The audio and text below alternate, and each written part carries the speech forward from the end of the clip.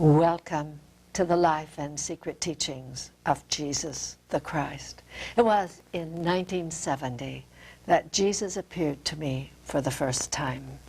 This was to change my life drastically and send me on that long search to find the missing pieces that are not commonly written about. I wondered where he had been between 3 and 12 and where he'd been between 12 and 30. This was to cover some of the greatest libraries of the world. Finally, after 20 years, the pieces of the giant puzzle have been put together. Please join me on this very exciting journey.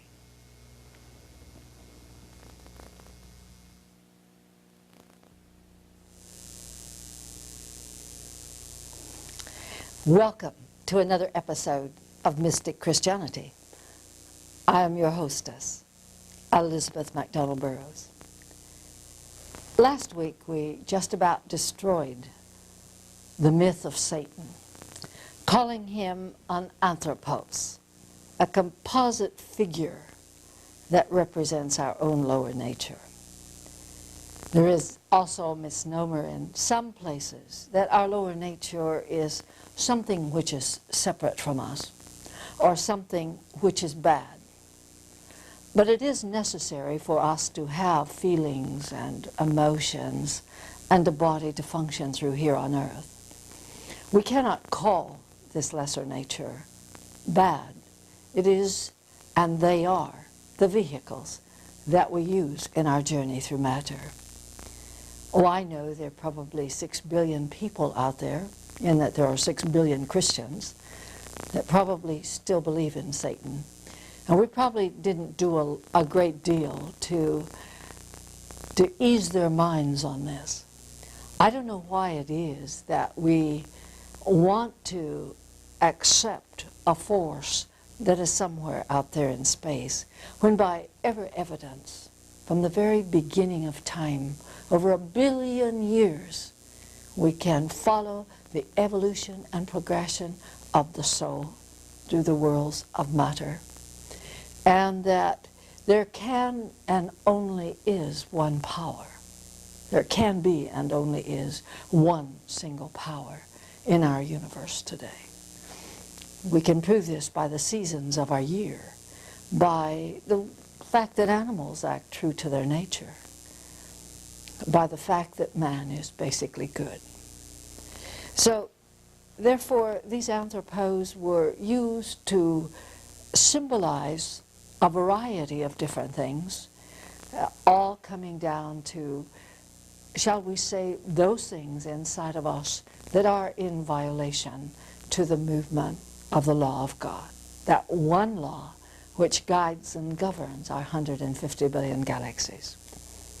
I promised you that this week we would go into Jesus' teachings on the 14 angels, but there is a little bit that we need to know and to review in relationship to this before we step into the arena of understanding why he taught the way he did.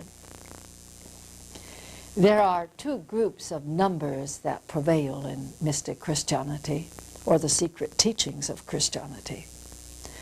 And these 2 numbers, if I give you both sets today, I'm afraid you'll get confused between the 2. So we're going to look at the creative principle first. I think that will lead us mostly through not only the 7-pronged candlestick, but where the Essenes got their origin for the tree of life, and why later Jesus taught communions with the 14 angels based upon this same tree of life. So if we can probably go to the board here. And I didn't bring down Hebraic Tongue Restored by Fabre d'Olivet, which is so different than the creation that we're familiar with in the King James Bible.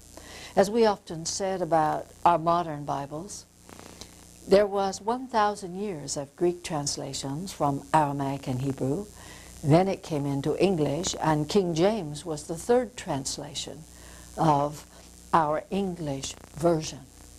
Since then, we have modified the Bible many times.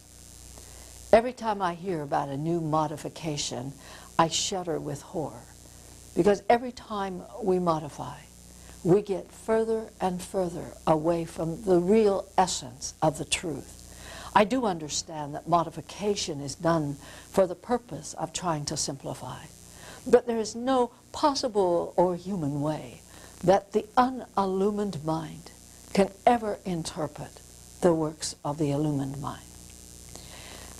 And when we talk about illumined mind, we're talking about one who has passed through the resurrection of the dead, whose mind is in oneness with the consciousness of God. I call it God realization. And as we know, there have been people for over 6,000 years, from time to time, who has reached this God realization. There's even been a couple of women in the 20th century, one of them Ogama-sama of Japan, another one, the great peace pilgrim, who used to walk until she was given shelter and fast until she was fed. Only these people who have reached that state of merging this finite mind with the cosmic mind, or with the mind of God of 150 billion galaxies, can possibly understand the teachings of another illumined mind. For this reason, educated and intellectual people began to discern and to try to make things simpler for us, only to draw further and further away from the truth itself. Hebraic Tongue Restored is a laborious book. I have taught it a few times, and it takes a very long time to go through the Mosaic symbology. Remember, Hebraic Tongue Restored is based upon original Hebrew, which was Moses' native tongue. The comparison with this is interesting to me because in original Hebrew, not one error was made if you compare it to modern astronomy of today. However, if we take King James and we compare it to the discoveries of astronomy, we will find, unfortunately, things that are impossible. There is no bridge there by which to merge these two into a logical and sequential order, at least much of the time. So even though I did not bring the Hebraic Tongue Restored down here today or from upstairs, I still want to lead you through the 6 days, the 12 basic numbers, which are called the 12 basic numbers of initiation. Without these numbers, it's pretty hard for us to do anything to interpret what Moses wrote, to interpret the Hebrew teachings, to interpret what Jesus taught. And certainly we cannot interpret St. John's Revelation without a knowledge of these. So we will go to these basic numbers. Everything comes from the one. I'll be using Roman numerals, primarily because Roman numerals probably define more what is really happening. This one became two selves, separated itself. Light has to take upon itself the soul. It begins its descent into the world of matter. The spirit and the soul must now have a body to function through. So, the numerical number 3 best illustrates this, but even if we were using a traditional 3, it still means the same thing. We have almost equal to our 3-pronged pitchfork that the devil carried around, as we saw in our last episode. So 3 is still going to bring three sections together, representing the body and the soul and the spirit. But in order, now we can only look at the body in this sense as the potentiality for a body, because the spirit and the soul must gather together the substance that is necessary to build a corporeal body. They will do this out of the 4 elements in its descent into matter. You notice this is an inverted V, meaning that this one, the one God, with the spirit, the soul, or shall we say the Christ, and the soul, are descending to live in the world of matter. And so this is known as the four elements, or the cross which bound mankind to the human world.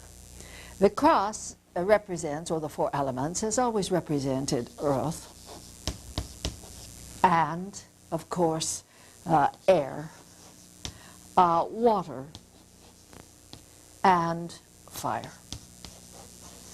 And I think we've talked about this before. But it would be necessary that the body be purified by water, the soul be purified by fire. That fire or white light, that is the Christ consciousness within the soul. It is to the Christ consciousness within all of our souls that God gave dominion over the individual soul, to watch over, to sustain, and in the last days to resurrect it, to resurrect. So now we come that the earth must be purified by water in order to be airborne, and the spirit must be purified by fire, or the soul must be purified by fire, and then they return to be airborne and live in the kingdom of heaven forever. Now this 4 is going to descend here, and the reason this number 5 represents the completion of the descent is primarily because these two selves are now totally immersed into the world of matter. Our higher self and lower self, the soul and the spirit.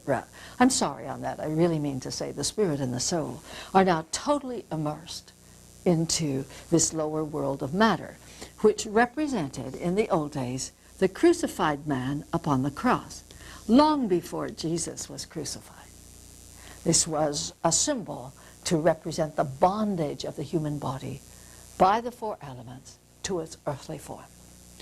And so then through this was born what is the Antichrist.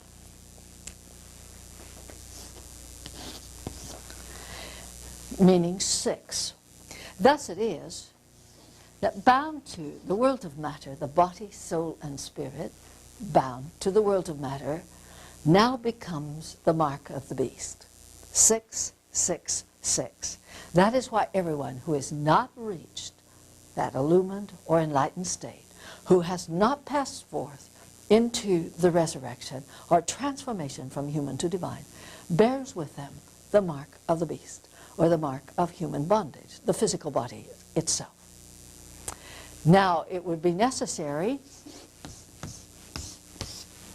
that these two selves separate, as we have shown before, that through our meditation, our devotion, and our study, we raise that divine consciousness from the dead, resurrect him, so that we in turn are resurrected, and that higher consciousness of God comes now to possess us rather than us possessing it.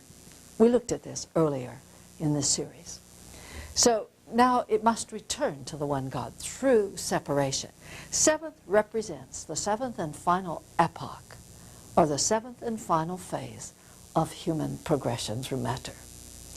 This day is just barely in the dawning.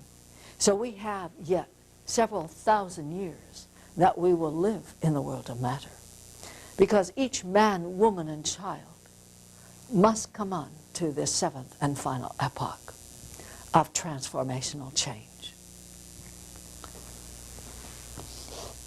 8 has always been looked upon as the war number.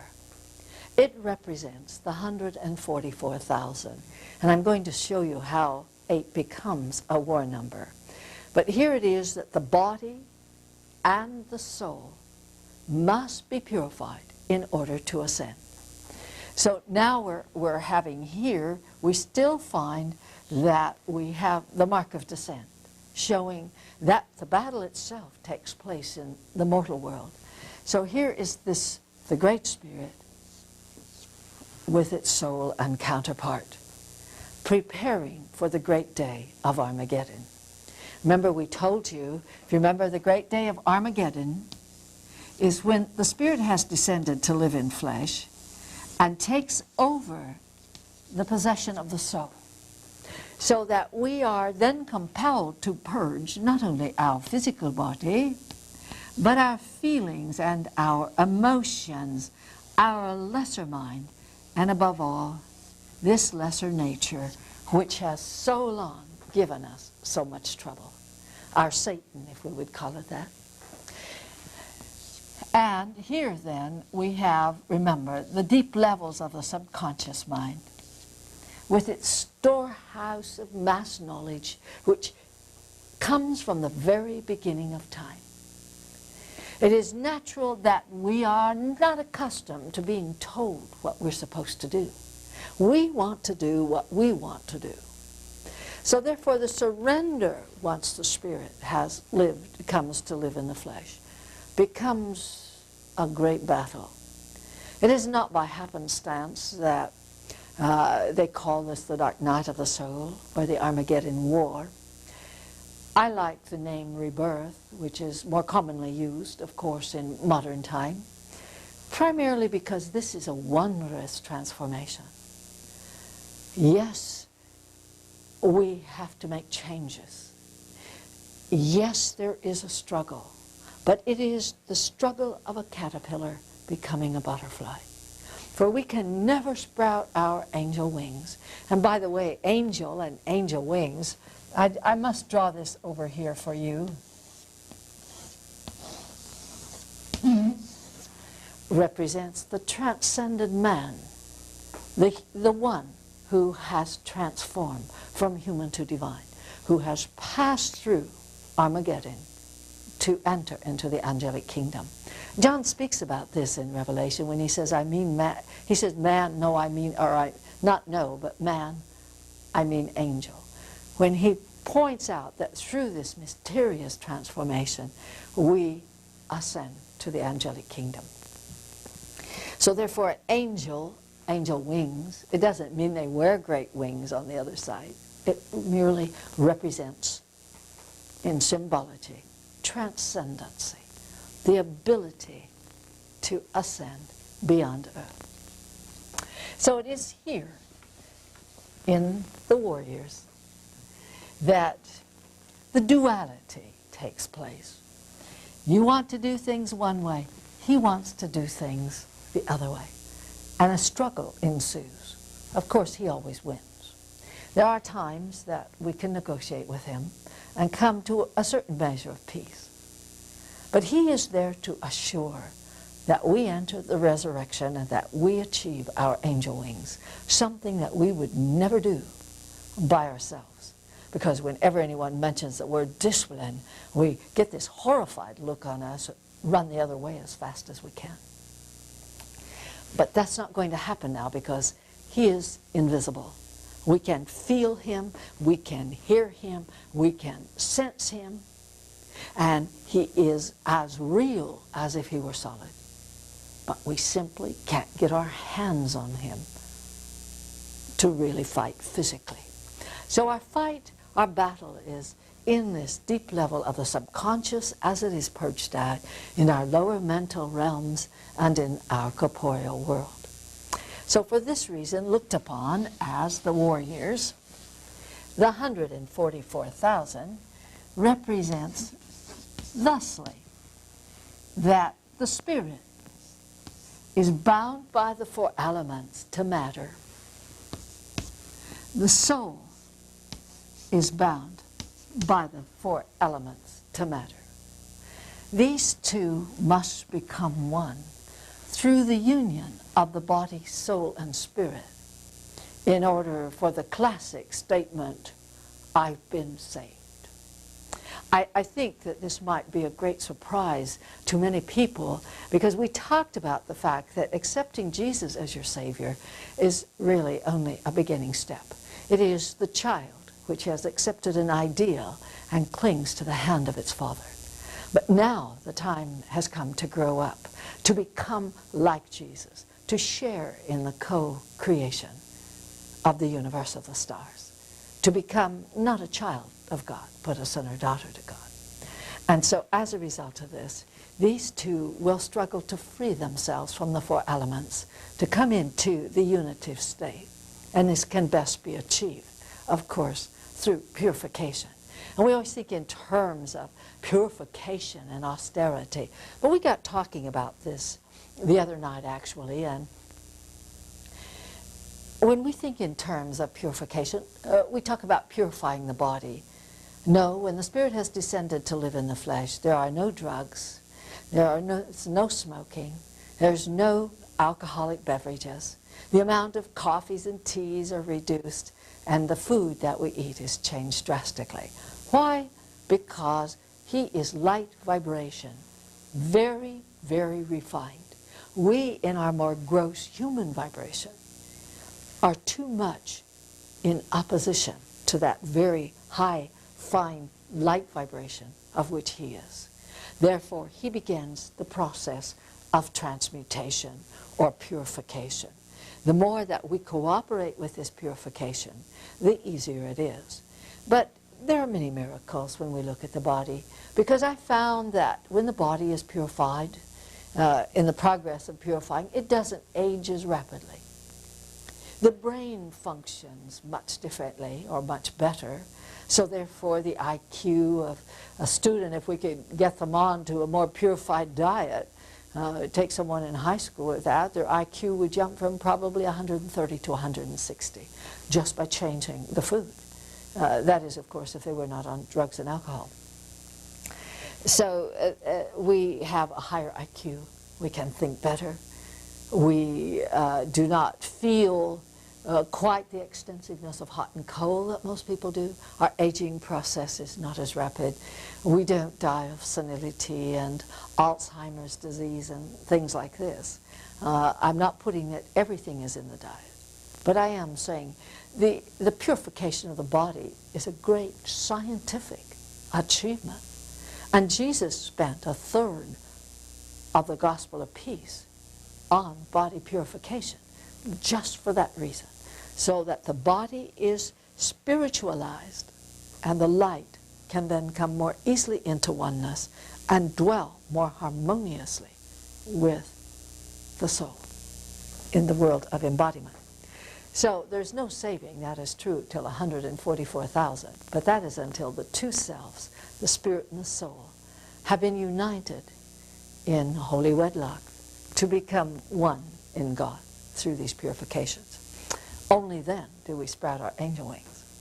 So the number 9, of course, represents so much the fact that the two selves descended, but now they're ascending in becoming one.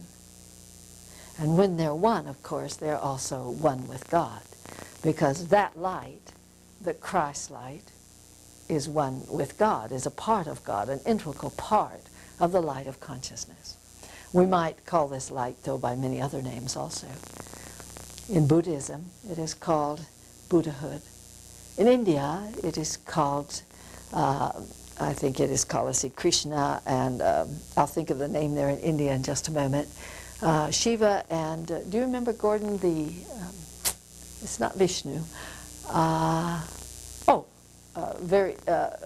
Let me see. Well, we'll get back to it here in just a moment. In fact, I think the light is called, is it not Krishna, and God is called Brahman. I don't know where I am today, probably here. Anyway, the light is called Krishna, and then the Krishna has two aspects, and that's Vishnu and Shiva, the destroyer and the builder. Now, the number 10 represents the perfected number. And that means the Spirit has descended and the Spirit ascends. The two now have been joined. Thusly, 10, the perfect number. In fact, the insignia for Masonry is the same thing.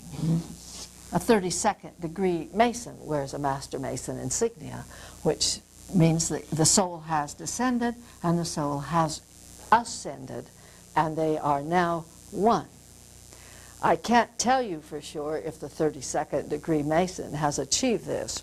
I can say this: I have met one who hadn't, and the 32nd degree Masons I have met have only those that have walked through the variety of chairs and the steps that takes them into the 32nd degree Masonry. And then they wear the Master Mason insignia. But the true Master Mason insignia was intended to mean exactly this. So this constitutes primarily the 10 numbers that talk about the resurrection of the dead and this war with Lucifer or the Antichrist. That's the first set of numbers. You're not going to get anywhere in Revelation, as I mentioned, without them.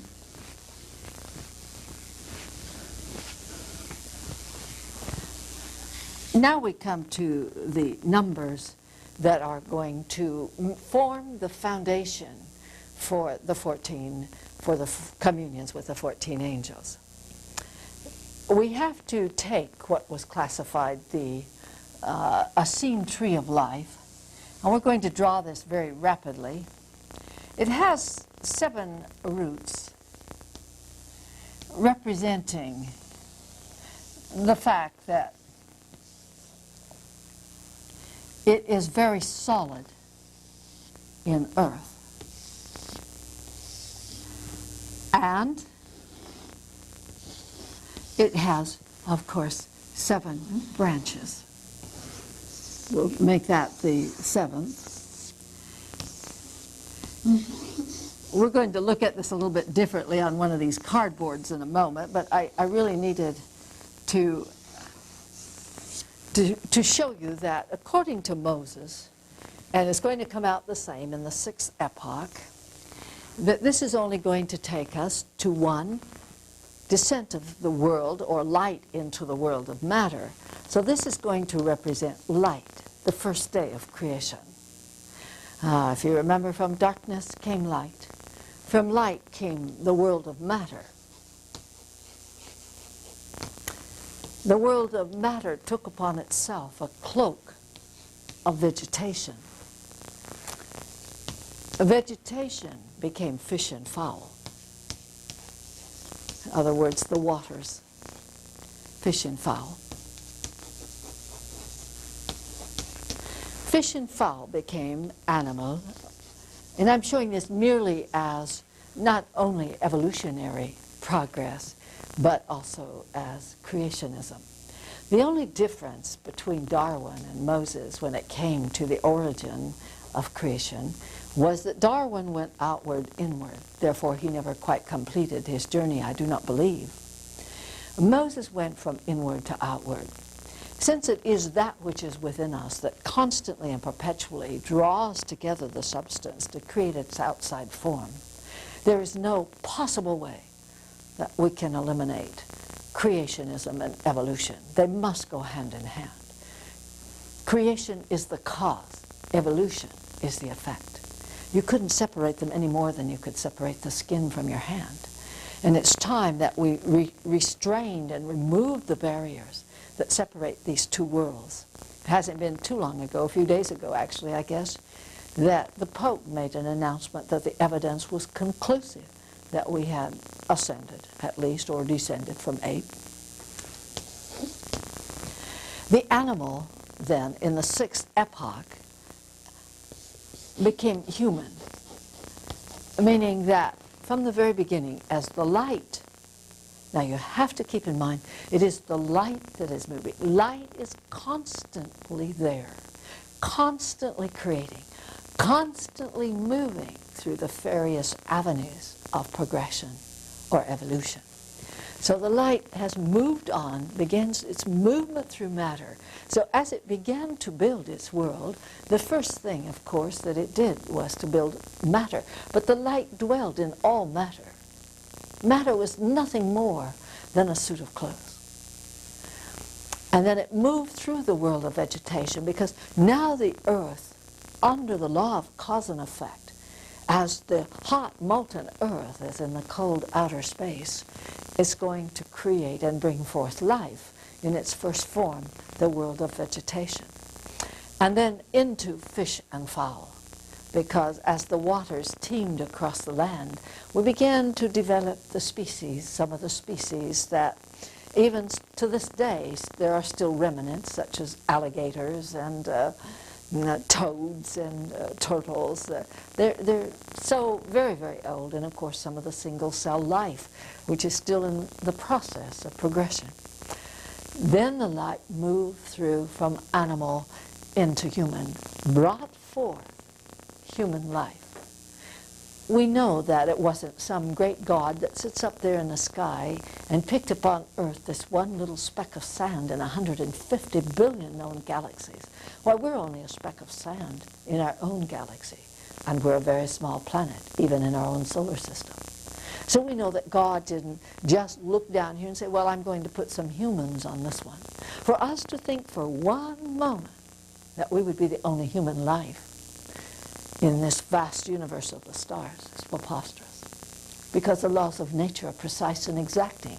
Every single planet, the same distance from the sun as ours is going to produce human life. So someday when our technology has taken us into Star Trek, when we are going where none have ever feared to, where most have feared to wander, we will find other human life in this vast world of the universe. So the light moved through this phase and brought forth human life. Actually, human life isn't too old, somewhat over 10 million years or so. And this represents the sixth, once again. Body, soul, and spirit, bound to the world of matter, becomes the mark of the beast, or the mark of human life. 6. Now the seventh epoch is the epoch in which we must ascend. In other words, as we enter this next epoch, we're going to abide by those words that's in Hebraic tongue, restored. On the seventh day, God gathered himself from all parts of the earth and restored the world, when the God in mankind comes forth in everyone. And at last we bring this planet to peace, because we certainly will not, human evolution will never end till we have done this great and fantastic job. So in the seventh cycle, now there has to be a way by which we can bridge that world from human to divine. There has to be certain techniques that we can apply. And that came with the tree of life. And so I'm going to put up here on the board, probably in front of this, a little bit better drawing than what I did. And we'll hope that it stays up here for you. There. And the mysterious secret with this tree of life is that it tells the story of the seven epochs, not only in how to achieve it, but the fact it exists. We find this in the Art of Asha, Zarathustra too, as we looked at a couple of weeks ago. We have drawn here, or man sitting in the center of the tree of life, because we are so closely related with our human body to, like the trunk of the tree, we must draw all of our nourishment and health from earth. We must, our soul, reach up and try to draw to us heavenly forces. Like the branches of the tree reach up toward the sun, we reach up toward God, giving the soul the ability to ascend beyond the confines of its limited world. These communions are practices that we do every morning and every night. And it is important that we do them in sequence, because they bring to us the revelation of how everything took place. We know that to begin with, there had to be power in the universe. So the first communion, in reality, takes place on Saturday evening. And the reason it takes place on Saturday evening is, you're going to find out when we get to Saturday day. So we'll start out with the communion upon power. Jesus is going to call this the angel of power. And we come to a realization through this power that every star in the universe acts upon our body and our mind and our soul. And that in reality we are star children, an aspect in the universe, an aspect, a cell in the body of God. So we're going to commune here with power, because that is the first thing that had to take place in order to bring creation forth. The first thing that appears to us, of course, is the sun. So Sunday morning, we turn toward, in our communion, toward the angel of the sun. Our holy day is Sunday here in not only the Western world, but in most traditions now. And that has been since the advent of Jesus. It was not so in the ancient customs, because in that Saturday brought a union of God and earth. It was therefore celebrated, and still is, as the Jewish Sabbath. Once Jesus advented on earth, and in that we believed he brought a new dispensation, and like the light of the sun, therefore Sunday, the day of the light of the law, or the day the sun came into being, represents our holy day. And we're not talking about S-O-N when we say the sun, because the sun is the most perfect reflection of power that we can see with the visual eye. We're talking about S-U-N, because our first manifestation of power was the sun. As we moved on to Sunday evening, it takes great love to hold the cohesive force. And it is, because we are one, united in this vast cosmic ocean of the stars. God is the cosmos. We are a cell in the body of God. We can no further or no more separate ourselves from the furthest planet than we can separate ourselves one from another. And that's why we always feel so bad when we have formed an enemy someplace, or someone isn't talking to us, because there's a sense of isolation and separation, and somehow that brings us sorrow. It is like God is being separated, and his sorrow is flowing through us. So it behooves us to work toward our commonality and to stop bringing differences, so that we can bring this body of light into peace. So love is that cohesive force that causes man and woman to marry, that causes animals to mate, that even causes the particles of solar energy to form a suit of clothes of light for the sun to wear. Love, as our planet, is a cohesive force. In our planet is a design for its development. It must pass through all of the fields of endeavor, from light into matter to vegetation to fish and fowl. It must go through the total process, because this is already in it. It is a part of the divine plan. So that every level is a step of progression. Our planet is a living thing. So living is it that Jesus honored her by calling her our earthly mother. And some, as communions, were with the angels of the earthly mother, as the other communions were with the angels of the heavenly Father. He speaks with the greatest of reverence of earth. And so should we, because this earth gives us life. She is a holy mother that nurtures us. When we destroy her, we destroy the substance that keeps our bodies healthy. And she is rearing us so that we can become mature adults and go into the kingdom of our Heavenly Father.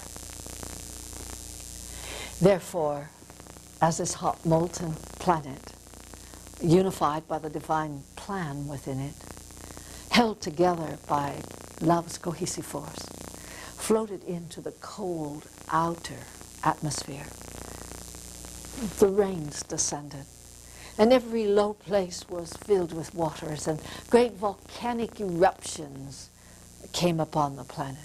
From it mountains rose and valleys sunk and rivers ran. So love is the creator of water. And water expresses its love so perfectly as it goes down through the rivers into the sea and touches all the land and the people, even the water we drink from wells and rivers and streams. So Sunday evening brought forth Monday morning, the very active and busy world of water. But to guide the 150 billion galaxies and even our Earth requires wisdom. Try to imagine yourself as a powerful mind capable of running 150 billion galaxies simultaneously. Then you begin at last to touch the feet of God. For God is not a man. God is a consciousness, sometimes more vast than we can hardly imagine. So, wisdom on Monday evening, after the water has come and life must begin, there will always be wisdom to forever guide it. So wisdom causing the motion of all things, the forward thrust of the divine plan, brings to us air, because motion in itself makes oxygen possible. The air that we breathe, as we talk about it, is brought about only as a result of our motion. So air enters our lungs and gives life to our whole body and brings us the atmosphere from all of the collective stars. Then everything was created to live forever, not in its current state, because the divine plan is always progressively unfolding. We will not be tomorrow what we are today, but eternal we are. We do not die. We are not born. We are as eternal, more eternal than the winds that blow. Oh yes, our bodies are born and our bodies die, but we don't. That life force that's in this body continues forever. And have you ever stopped to imagine what it's like to know that you'll live forever? That the body is nothing more than something we put on like a suit of clothes, something we wear out and leave behind us. And that eternity stretches out before us without end. God created everything to be eternal and death to be non-existence. We may look at a body which has died and say the body is dead. But that only means the ruler of the house has stepped out of the home, because all those little cells that go to make up the body began to go their own separate way, and we began to have decay. This shows us that the deterioration of the body is because the life force or the ruler of the household isn't there anymore. And so the children are going to do what they feel within themselves they must do. Thus every single cell will move on to collect itself together and once again be something else, somewhere, someplace. So eternal life can be viewed through earth.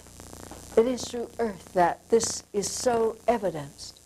As I followed creation, and believe me I did, because I had questions.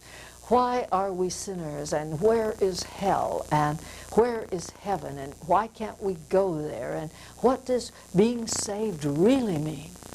So I had many questions. Most of all, I wanted to see God.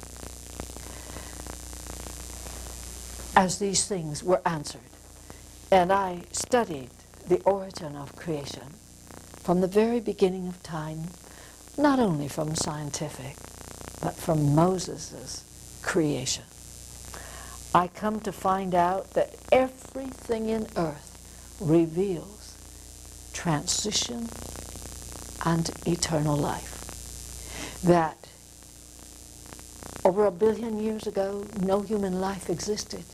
That we had all these levels of life before human life could possibly exist. And that now we have yet even another epoch.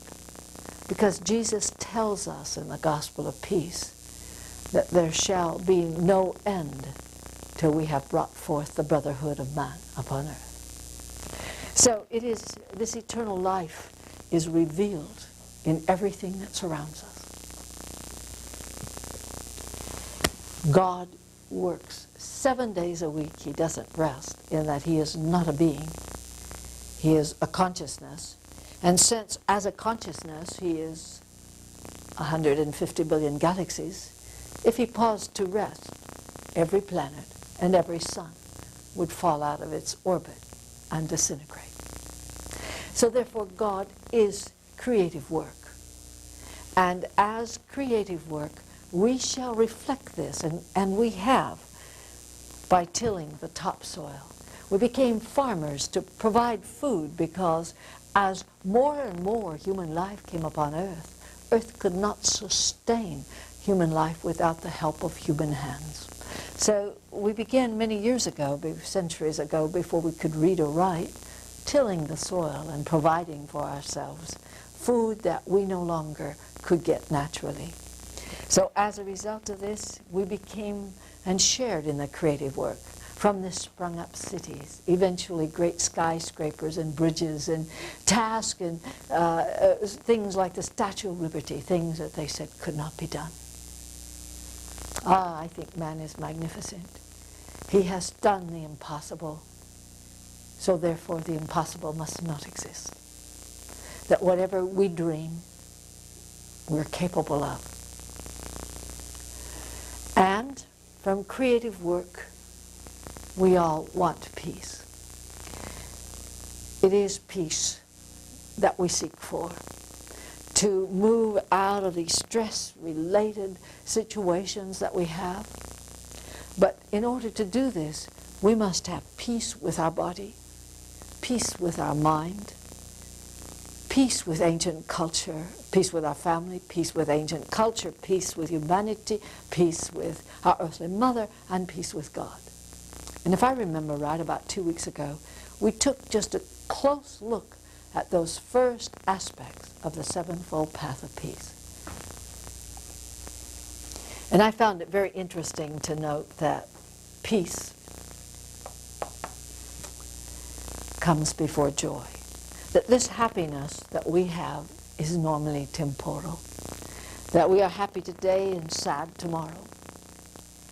But once we have brought our planet to peace, happiness or joy is going to be with us forever.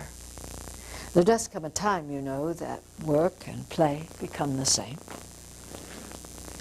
That is when that no matter what your work is, you don't mind doing it because it's fun, it's a pleasure. You don't mind pleasure because it's a pleasure too. And the way that I developed and moved toward this as well as I could was to do the things that I disliked. In other words, I would take upon myself the most menial of tasks until no longer were they boring.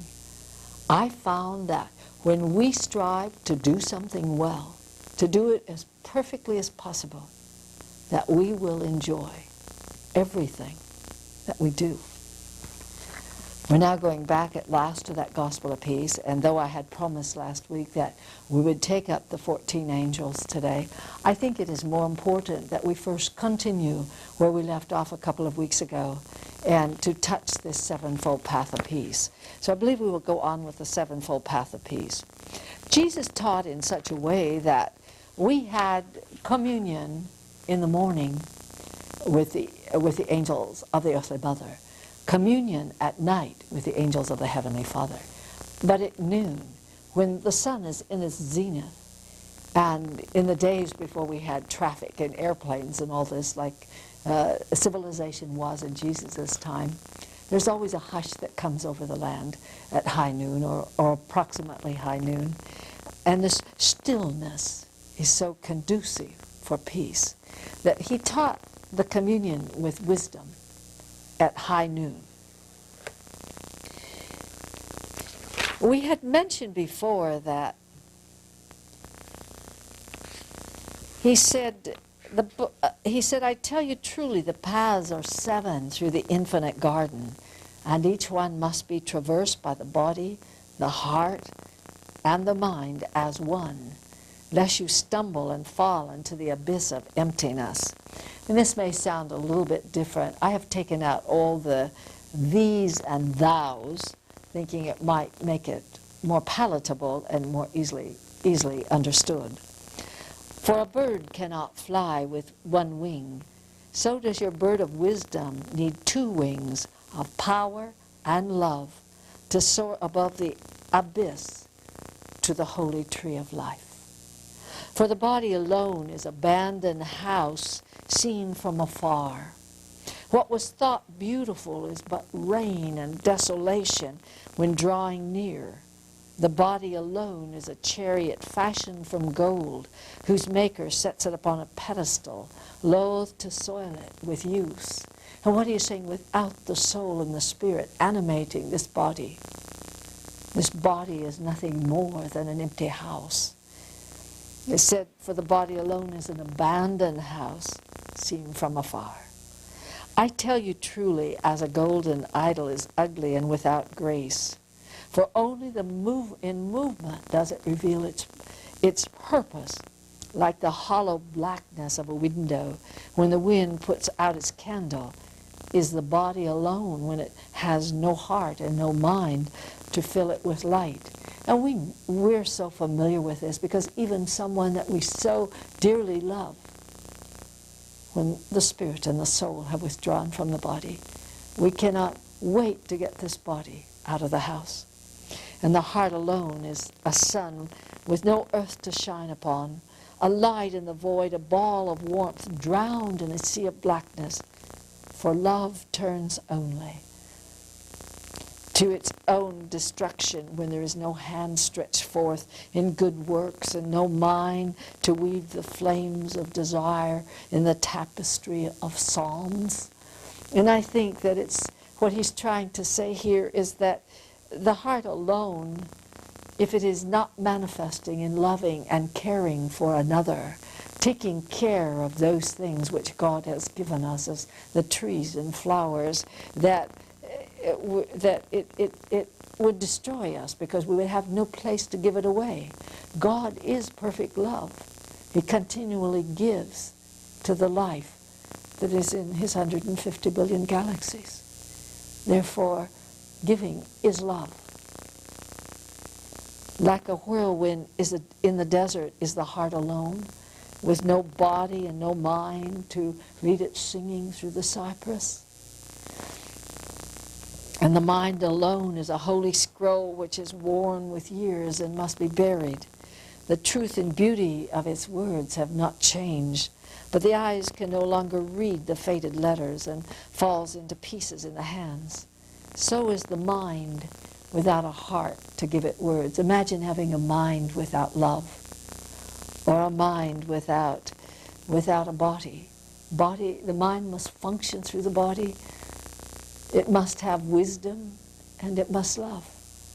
That is the food and nourishment of the mind. For what availeth wisdom without a heart, to feel and a tongue to give it voice? Barren as the womb of an aged woman is the mind alone, with no heart and no body to fill it with life. So our first piece will be Jesus on peace with the body. Thank you for being with us, and please join us next week for a continuation of the Sevenfold Path of Peace.